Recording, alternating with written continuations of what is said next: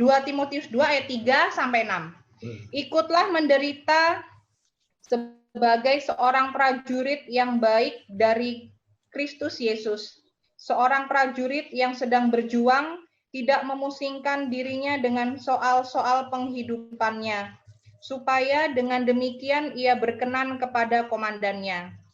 Seorang olahragawan hanya dapat memperoleh mahkota sebagai juara apabila ia bertanding menurut peraturan-peraturan olahraga. Seorang petani yang bekerja keras haruslah yang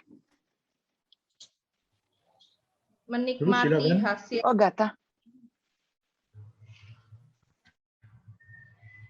Ayat 6. Seorang petani yang bekerja keras haruslah yang pertama menikmati hasil usahanya.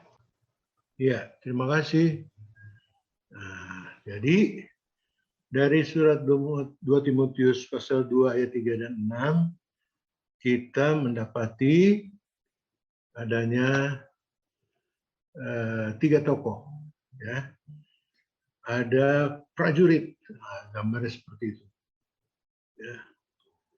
Yang dikatakan di dalam ayatnya yang ke-3 dan ke-4, bagaimana sikap seorang prajurit itu digambarkan dari nas bacaan kita, ya, dia harus berkenan kepada komandannya, ya, itu harus berkenan kepada komandannya. Dan yang kedua, dia tidak memusingkan dirinya dengan soal-soal penghidupan. Nah, ini ya prajurit. Jadi kalau kita sebagai pendeta atau keluarga pendeta itu harus sikapnya seperti seorang prajurit, harus berkenan kepada komandannya. Komandan kita selaku secara teologis adalah Tuhan Yesus. Kita harus berkenan kepada Tuhan Yesus. Tapi komandan kita dalam organisasi adalah Majelis Sinode. Ah, kan gitu ya. Jadi kita juga harus berkenan kepada pimpinan kita, kan gitu. Ya, jangan balelo-balelo gitu. Biar saya selalu katakan, kadang-kadang ada orang suka kritik-kritik Majelis Sinode, bukan karena saya pernah di Majelis Sinode, bukan itu ya. Tapi kalau pakai bahasa anak-anak itu, biar jelek-jelek gimana, dia pimpinan kita juga. Dia dipilih oleh Tuhan. Jadi kita harus respect. Sebagaimanapun juga. Kita harus berkenan kepada komandan kita. Komandan Tuhan Yesus maupun komandan pimpinan GPIB. Tidak memusingkan dirinya dengan soal-soal penghidupan.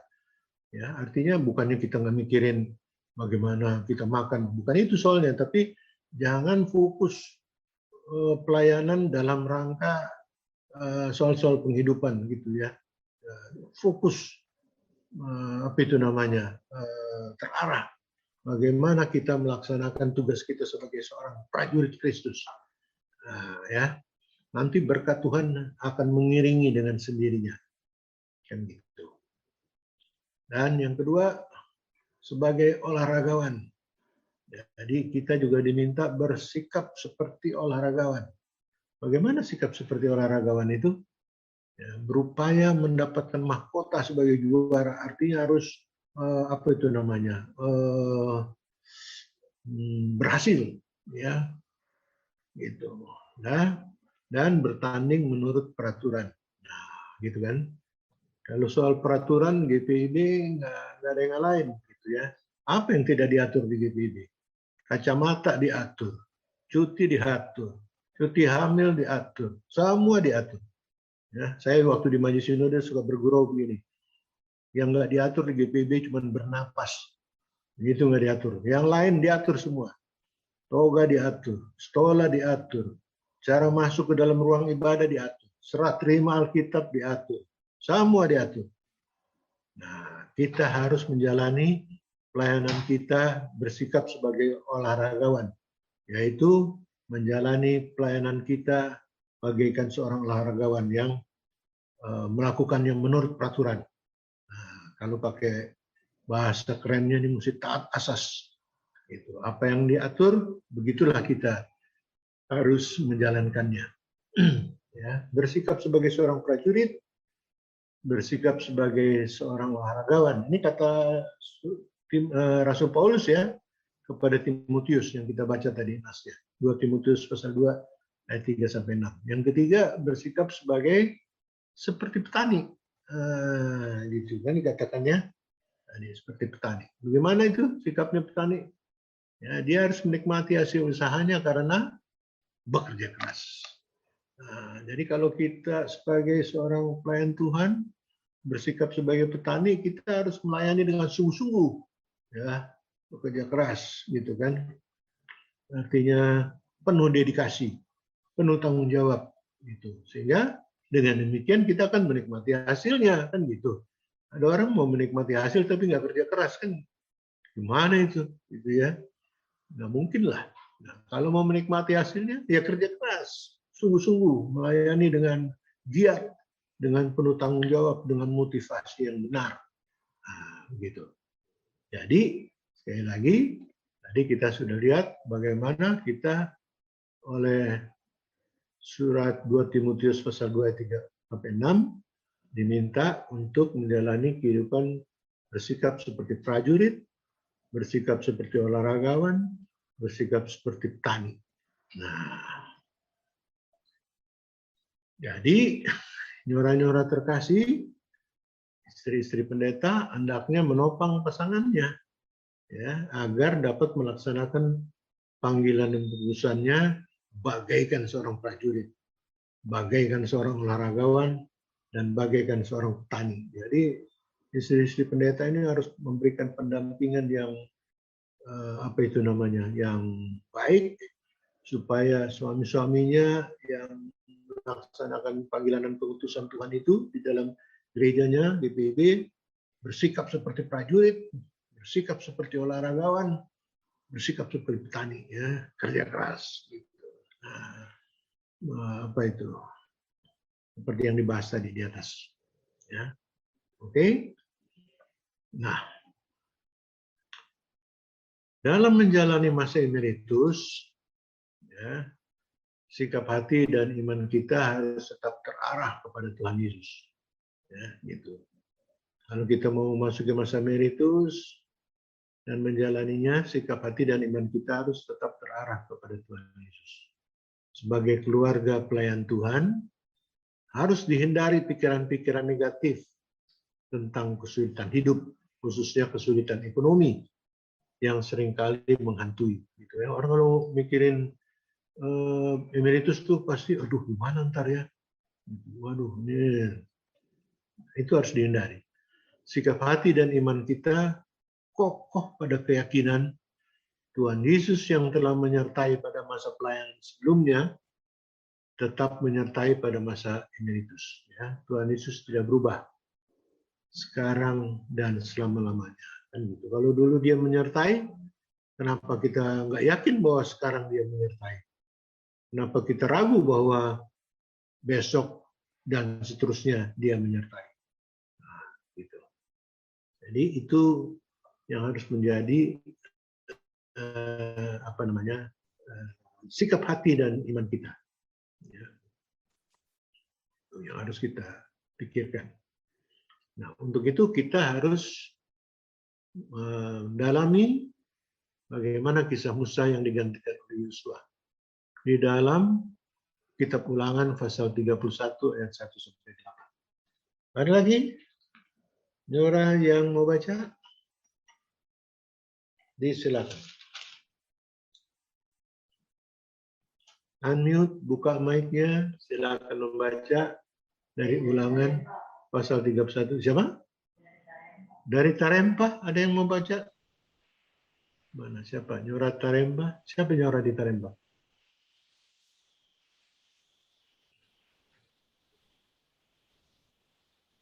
Halo? Ulangan 31 ayat 1 sampai 8. Ada yang bersedia baca? Dari Tenggarong, Pak Pendeta. Dari Tenggarong. Oke. Ulangan 31 ayat 1 sampai 8. Kemudian pergilah Musa lalu mengatakan segala perkataan ini kepada seluruh orang Israel. Berkatalah ia kepada mereka, "Aku sekarang berumur 120 tahun, aku tidak dapat giat lagi. Dan Tuhan telah berfirman kepadaku, Sungai Yordan ini tidak akan kau seberangi. Tuhan Allahmu, dialah yang akan menyeberang di depanmu. Dialah yang akan memunahkan bangsa-bangsa itu dari hadapanmu, sehingga engkau dapat memiliki negeri mereka. Yosua, dialah yang akan menyeberang di depanmu, seperti yang difirmankan Tuhan.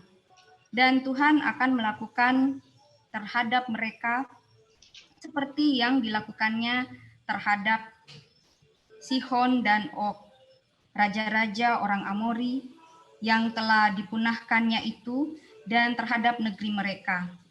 Tuhan akan menyerahkan mereka kepadamu, dan haruslah kamu melakukan kepada mereka tepat seperti perintah yang kusampaikan kepadamu. Kuatkan dan teguhkanlah hatimu, janganlah takut dan jangan gemetar karena mereka. Sebab Tuhan Allahmu, dialah yang berjalan menyertai engkau. Ia tidak akan membiarkan engkau dan tidak akan meninggalkan engkau. Lalu Musa memanggil Yosua dan berkata kepadanya di depan seluruh orang Israel, "Kuatkan dan teguhkanlah hatimu, sebab engkau akan masuk bersama-sama dengan bangsa ini ke negeri yang dijanjikan Tuhan dengan sumpah kepada nenek moyang mereka, untuk memberikannya kepada mereka, dan engkau akan memimpin mereka sampai mereka memilikinya. Sebab Tuhan, Dia sendiri akan berjalan di depanmu. Dia sendiri akan menyertai engkau. Dia tidak akan membiarkan engkau dan tidak akan meninggalkan engkau. Janganlah takut dan janganlah patah hati." Terima kasih, Nora Tenggarong. Siapa namanya ya, Nora Tenggarong nih? Daminto, Nora Daminto, Aneta. Oh, gitu. Namanya depannya sama sama saya tuh. Betul, Pak Pendeta. Sama-sama Jeffrey ya. Iya, Pak Pendeta. Nah, Ulangan 31 ayat 1 sampai 8. Kisah Musa yang digantikan oleh Yosua. Kita pelajari begini. Ya. Faktor umur membuat Musa harus digantikan oleh Yosua. Nah, ini kan seperti kita seperti kita pensiun ya. Faktor umur membuat kita digantikan oleh pendeta lainnya. Seperti Musa digantikan oleh Yosua. Faktor umur ya, sebagai sesuatu yang membuat harus ada pergantian. Kemudian kita lihat dalam Ulangan 31 ayat 1-8 itu, Musa menguatkan Yosua bahwa Tuhan Allah yang akan menyeberang di depanmu dan memunahkan bangsa-bangsa dari hadapan Yosua. Ya, jadi bukan Yosua yang menguatkan Musa. Udah ya, Musa, terima kasih engkau sudah melayani sekian puluh tahun lamanya. Ya, sekarang kuat-kuatlah ya. Enggak, Musa yang menguatkan Yosua. Gitu ya.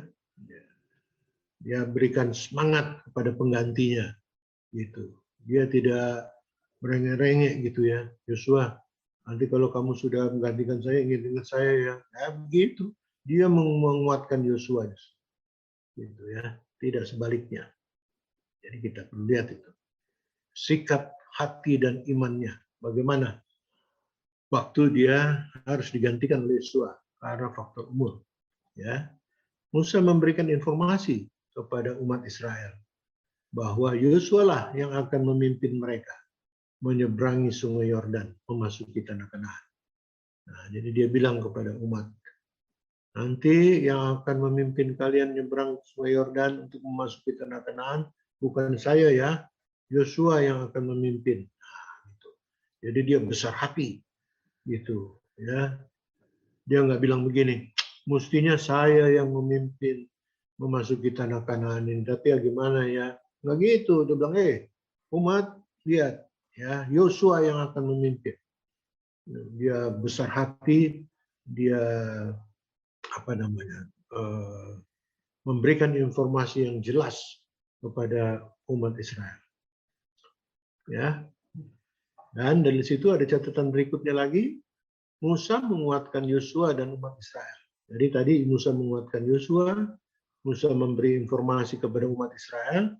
Sekarang Musa menguatkan baik Yosua maupun umat Israel dengan kata-kata yang mantap. Ya, dia bilang begini, kuatkan dan teguhkanlah hatimu. Dia, maksudnya Tuhan Allah Israel, tidak akan meninggalkan engkau. Janganlah takut dan janganlah patah hati.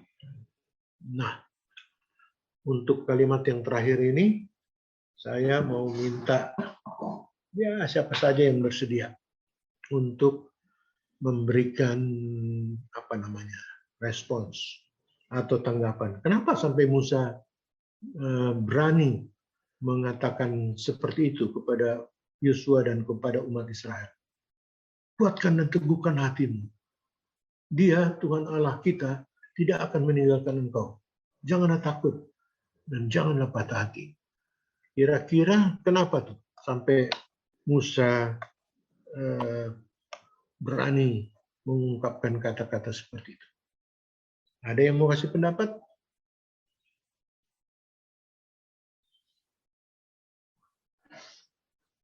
Kalau ada.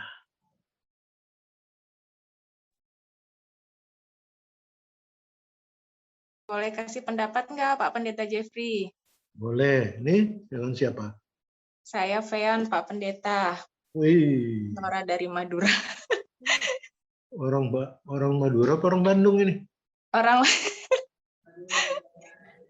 Madura deh sekarang Pak Pendeta. Orang Madura kedudukan Jakarta ya? Iya. Oke. Gimana? Kenapa tuh sampai Musa punya keberanian mengatakan begitu kepada Yosua dan umat Israel? Kuatkan, teguhkan hatimu. Dia tidak akan meninggalkan engkau. Menurut saya sih salah satunya ya Pak Pendeta adalah pengalaman yang sudah dia lewati selama ini. Selama bersama-sama dengan bangsa Israel, penyertaan Tuhan kepada dia gitu ya, sampai usianya sudah begitu senja, Musa melihat bahwa Allah memang selalu menolong dan satu-satunya penolong. Jadinya di saat dia ingin menyerahkan tongkat kepemimpinan ceritanya, dia berani menguatkan Yosua dan bangsa Israel bahwa pengalaman hidupnya selama ini bersama dengan Allah adalah jaminan bahwa Allah akan tetap terus menyertai. Jadi kuatkanlah dan teguhkanlah hatimu. Itu barunya orasi asale. Mantap itu. Terima kasih Pak Pendeta. Jadi nggak perlu saya jelasin lagi, karena saya mau jelasin sudah dijelaskan oleh Rafael. Ya. Jadi begitu. Kenapa sampai Musa punya kemantapan hati mengatakan itu? Karena dia sudah punya pengalaman iman. Ya.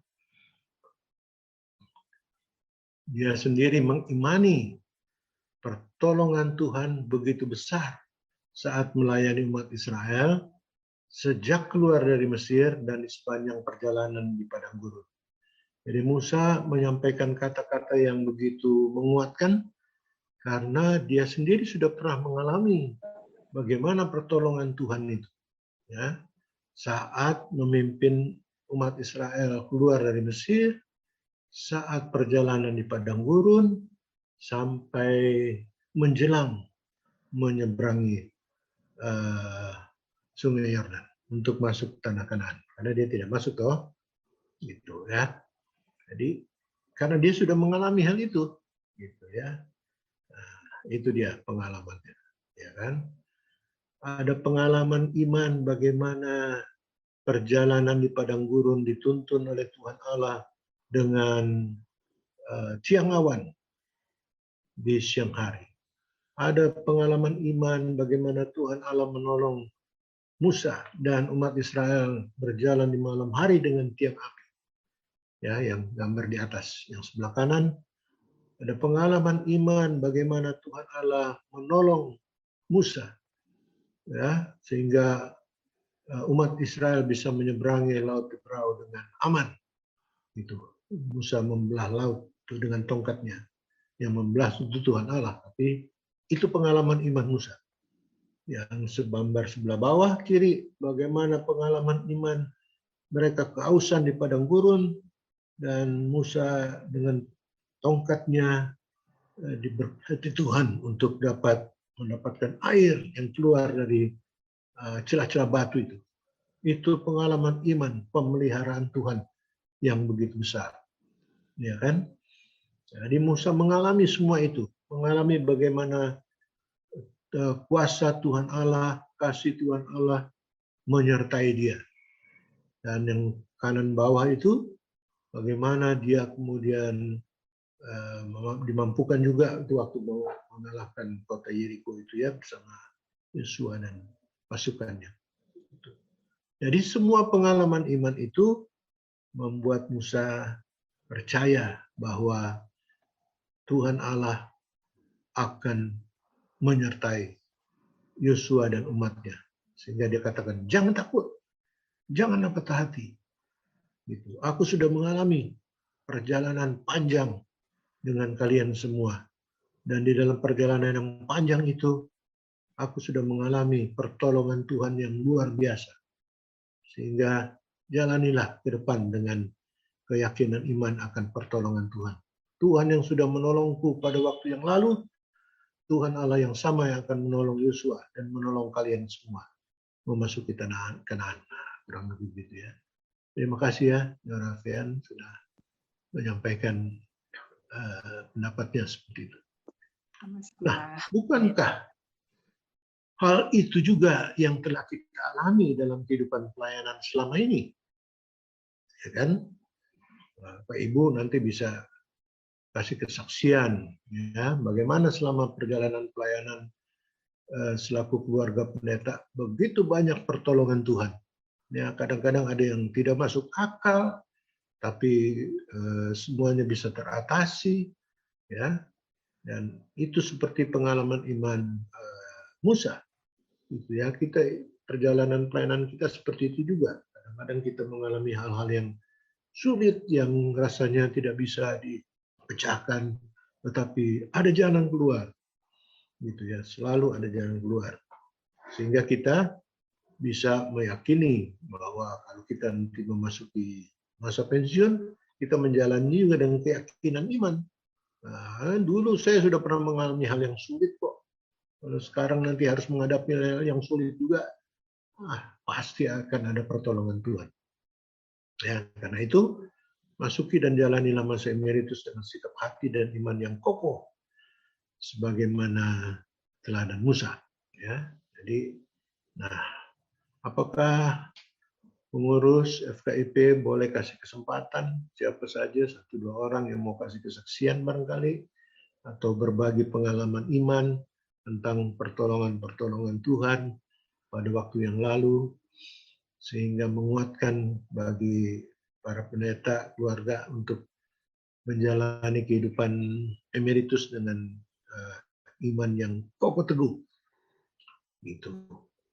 Ada yang kalau diizinkan oleh pengurus FKIP boleh ada yang mau berbagi pengalaman iman tentang hal ini yang sudah kita bicarakan tadi.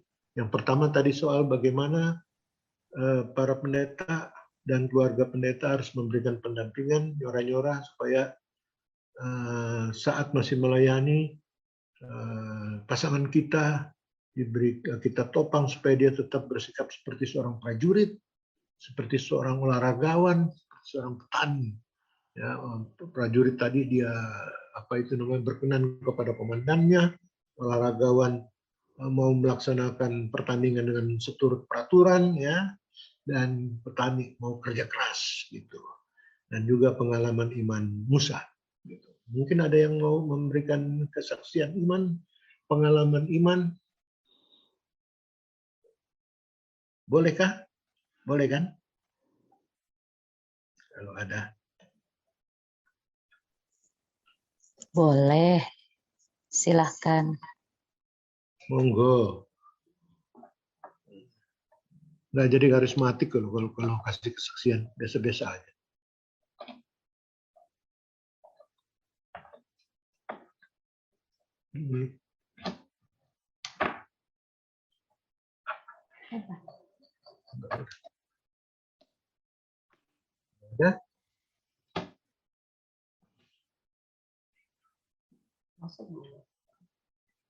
Kalau nggak ada, tinggal itu slide-nya.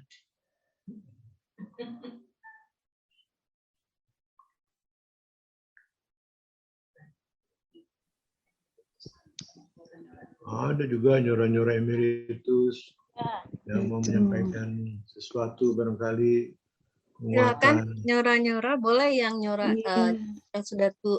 Silakan siapa saja silakan. Boleh deh, tapi kalau salah maaf, mohon ampun. Om Apus. Ya, boleh ya. Boleh ya Pak Pendeta. Menggoyang. Ya, pada saat kami mulai berumah tangga. Jadi maaf kalau salah ini. Suami saya almarhum itu bilang, kita nanti mesti sama-sama kerja ya, jangan dua-dua layanan nanti mana. Ini GPIB ini nanti masa ini kayak orang khawatir ini ya. Nanti nggak ada rumah loh, kita nggak dapat rumah. Gitu. Ya, pesanan begitu tuh saya, oke apa yang saya lakukan ya. Sehingga terbukalah pada tahun 1970 itu saya membeli kios yang dijual bekas penjualan bunga di depan kuburan Tanah Abang 1 itu dari beton ya, dari tembok ya, itu ada beberapa kios saya beli itu, kemudian saya cat sendiri, saya tutup kiosnya, saya perbaiki, saya masukkan di koran, disewakan ke ada yang mau menjadi restoran Padang, makanan Padang. Jadi kemanapun kami bertugas, kami dapat uang kontrakan, tambahan penghasilan. Dan pada saat anak-anak udah besar, juga sekolah memerlukan uang, ada dana ya dari kios itu. Kemudian bisa merembet, gubuk, bedeng lah katakanlah di Cengkareng, di kampung sekali. Itu kami beli. Nah, di situ saya pasang pompa air, saya perbaiki, saya masukkan di koran, sewakan. Dapatlah sopir Metro Mini yang orang-orang Sumatera itu dikontrak. Nah, dapat lagi tambahan. Nah, dari situlah kemudian oleh Sinode diumumkan ada perumahan PTN, permulaan kredit PTN. Di Bali dibuka. Aduh, sekian juta bagaimana bisa ya? Tidak ada yang mustahil ya. Semua rupanya sudah dituntun oleh Tuhan. Saya pergi, saya jual salah satu, dapat untuk DP. Tahun 80 sekian itu 2,8 itu dari mana kalau tidak? Dapatlah itu dalam waktu 2 bulan. Saya kerjakan di Jakarta, sementara keluarga di Bali. Kemudian saya datang membawa uang, saya tenteng pakai rambutan supaya tidak ketinggalan di bagasi. Terus langsung DP, kita setor. Luar biasa, 2,8 saya bungkus dengan koran. Tidak serupiah pun yang saya ambil untuk beli baju kah apa.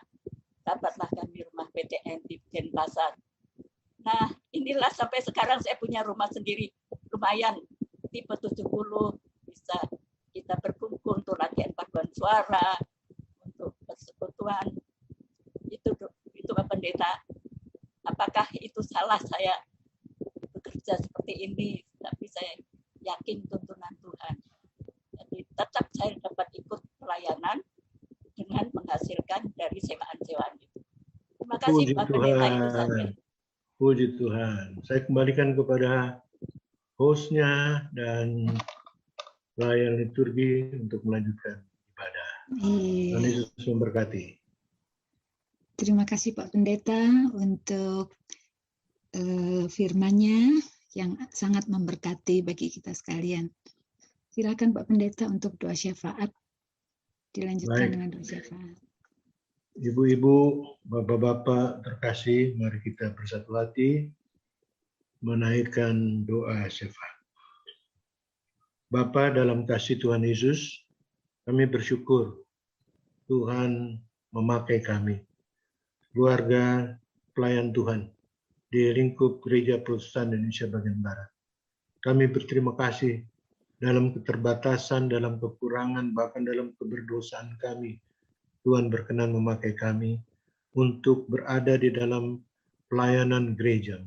Terima kasih untuk kepercayaan-Mu yang begitu besar bagi kami untuk melaksanakan panggilan dan pemutusan-Mu ini. Berkenanlah memberkati semua pelayanan yang kami lakukan di dalam kehidupan kami berjemaat, di jemaat kami masing-masing, dimanapun kami berada. Tuhan memberkati supaya dalam kerjasama yang indah dengan para diaken penatua, seluruh pengurus unit misioner, kehadiran kami di jemaat berdampak positif bagi pembangunan jemaat dan bagi kemuliaan nama Tuhan. Kami bersatu hati mendoakan pimpinan kami, Majelis GPIB, yang sedang mempersiapkan persidangan sinode ke-21 bulan Oktober mendatang. Di tengah situasi yang seperti ini, Tuhan tolong pimpin mereka dengan hikmat-Mu, mengambil keputusan yang tepat tentang teknis pelaksanaannya. Juga beberapa kegiatan pembinaan yang masih berlangsung sampai dengan bulan awal September mendatang. Dan sekarang kami mau doakan seluruh pelayan-pelayan Tuhan, keluarga-keluarga pelayan Tuhan, di sekalian jemaat-jemaat, dimanapun berada, baik yang bertugas di jemaat, di luar jemaat, kiranya Tuhan memberkati semuanya.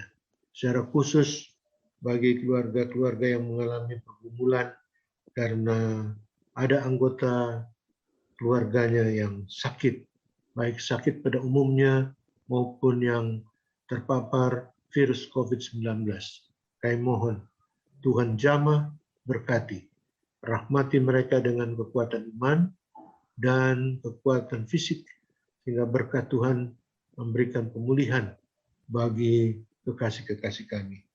Keluarga dari Ibu Maya Salo kami doakan. Keluarga dari almarhum Pendeta Arnett Sumangkang kami doakan. Keluarga dari almarhum Pendeta Salmon Randalakbi kami doakan. Keluarga dari almarhum Nyora Buanasari Bangun dan Bapak Yafet Bangun kami doakan. Keluarga Nyora Maya Salo atas kepergian ibundanya kami doakan. Kuatkan dan hiburkan mereka. Juga yang lain-lain yang perlu kami doakan, yaitu keluarga dari Pendeta Charles Timbuleng dan juga Pak Pendeta Ernst Dadan dan keluarga. Begitu juga dengan Nyora Nova Kaimarehe. Tuhan tolong mereka semua. Berikan kekuatan iman, kekuatan fisik, jamahan Tuhan yang memberikan pemulihan atas kesehatan mereka sekalian.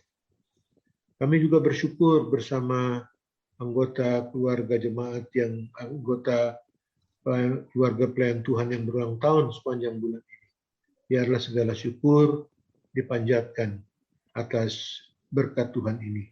Kami doakan juga untuk anak-anak, cucu-cucu kami yang memulai sekolah, yang mencari pekerjaan, yang merindukan jodoh untuk kehidupan mereka, maupun yang sudah menikah, keluarga rumah tangga, kerja dan usaha mereka diberkati. Kami juga mendoakan para janda, duda pendeta, dan mereka yang dalam menjalani hari tua, Tuhan memberikan penghiburan dan memberikan kesehatan senantiasa. Biarlah kami terus dipersatukan sebagai sesama keluarga pelayan Tuhan yang saling menopang, saling memperhatikan, dan saling mendukung. Anak-anak kami dan juga kami serahkan mereka semua ke dalam tangan kasih. Kami doakan pengurus FKIP, kiranya Tuhan memberkati semua pelayanan mereka dalam kerjasama dengan seluruh Nyora dan seluruh jemaat-jemaat dan majelis sinode. Tuhan memberkati. Kami doakan pemerintah, bangsa dan negara kami dalam upaya untuk mengatasi pandemi COVID-19 ini, baik dalam rangka menangani kesehatan masyarakat lewat program vaksinasi. Tuhan memberkati seluruh tenaga vaksinator, juga dalam program pemulihan kesehatan masyarakat. Tuhan berkati para tenaga kesehatan di berbagai fasilitas layanan kesehatan dan para pendukung lainnya di berbagai rumah sakit. Tuhan berkati mereka semua, dan juga dalam rangka upaya pemulihan ekonomi nasional Tuhan jaga lindungi bangsa kami, pemerintah bangsa dan negara kami, ya, dalam upaya melaksanakan tugas dan tanggung jawab mereka. Bapak Presiden Jokowi, Wakil Presiden, para Menteri, Kapolri, Panglima TNI, dan seluruh jajarannya, Kepala BIN dan seluruh jajarannya, dan juga semua yang terlibat dalam kehidupan memimpin bangsa dan negara kami. Juga di lembaga-lembaga yudikatif dan legislatif. Tuhan memberkati mereka semua. Kami rindu Indonesia dan ada di dalam suasana damai sejahtera. Tuhan jaga lindungi kami semua. Di dalam kasih dan anugerah-Mu yang besar, kami berdoa dan bersyukur dan mengalaskan doa kami hanya di dalam nama Yesus, Tuhan dan Juru Selamat yang mengajar kami berdoa. Bapa kami yang di surga, kuduskanlah nama-Mu, datanglah kerajaan-Mu, jadilah kehendak-Mu di bumi seperti di surga. Bila kami pada hari ini makanan kami yang secukupnya, dan ampunilah kami akan kesalahan kami, tapi kami juga mengampuni orang yang bersalah pada kami. Janganlah bawa kami ke dalam pencobaan, lepaskanlah kami daripada yang jahat, karena Engkau-lah yang punya kerajaan dan kuasa dan kemuliaan sampai selama-lamanya. Amin.